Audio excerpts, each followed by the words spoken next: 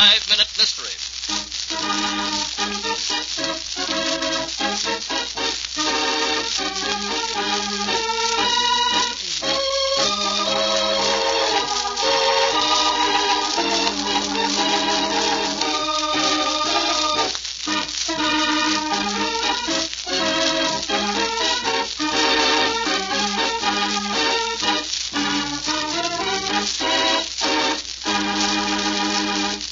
Carol, you've got to get it from Uncle John. I need that money like I've never needed anything. Look, Alec, Dad won't just hand me $5,000 like that. But for Pete's sake, Carol, what am I going to do? You want Mrs. Beeston to hear you? Oh, Mrs. Beeston, that snoopy housekeeper. I don't care who hears me. I've got to have... Carol! There, you fool. She did hear you.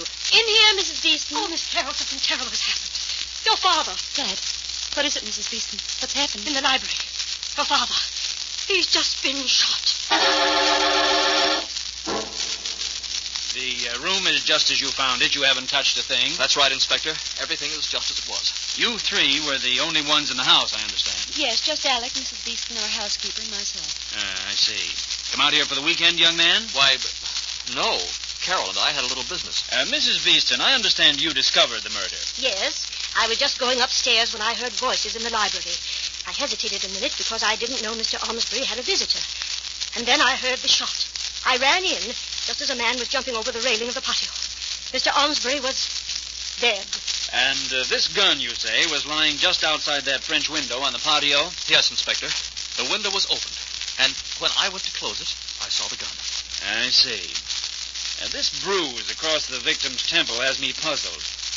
If there was no struggle, and there are obviously no signs of one, where did the bruise come from? Oh, I think I can explain that, Inspector. When I first ran in, my first thought was to get Mr. Ormsbury to that couch. I just had lifted him out of the chair, and the horrible sensation ran through me that he was dead. I let go suddenly, and his face fell hard against the desk. When I picked him up, his forehead was bruised. I see. I can understand your shock, Mrs. Beeston. Yes, Inspector. The whole thing was so unreal, I could scarcely believe it. Look here, Inspector, I can't see that much headway is being made. All the while we're standing here, my uncle's murderer is getting farther and farther away. Oh, I wouldn't say that exactly. I'd say he was getting much closer. Closer? Inspector, you don't mean that... That I know who did it, Miss Ormsbury. Yes, that's exactly what I mean. But that's impossible, Inspector. I saw the man myself escape through that window. There was no man, Mrs. Beeston, and you know it. I'm arresting you, Mrs. Beeston, for the murder of your employer. Why did the inspector arrest Mrs. Beeston? Do you know the clue? In a moment, we'll have the solution. But first...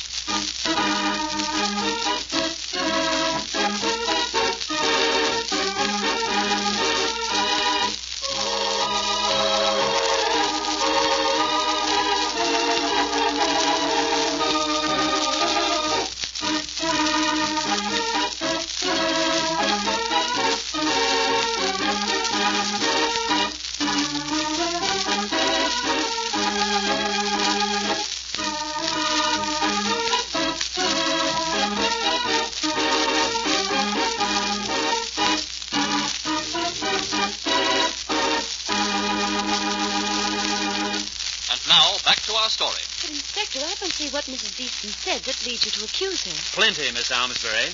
But the thing that really gave her away was her explanation of how the bruise came to be on the victim's face.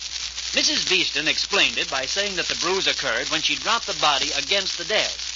What Mrs. Beeston didn't know when she cooked up that story was dead bodies do not bruise. Obviously, the victim was struck on the temple to render him unconscious before the death shot was fired. And now, Mrs. Beeston, I think you'll agree with me, sometimes dead men do tell tales. Come along. We've got a ride to headquarters.